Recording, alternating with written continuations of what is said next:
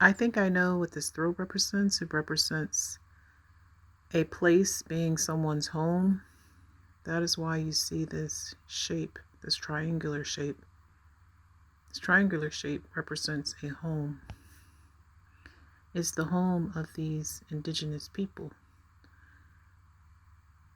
This part of the throat also represents a bird, as you can see. There's a beak here. That's for one person. But there's also a beak here. This piece of wood represents the bird's tongue. The bird's eye is here.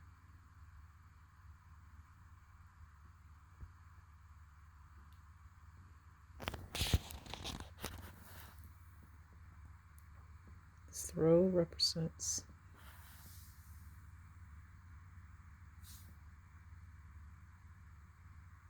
a person. The person's head is here. The person has braids in their hair, and the person's legs and feet are here. The person has headgear on its head.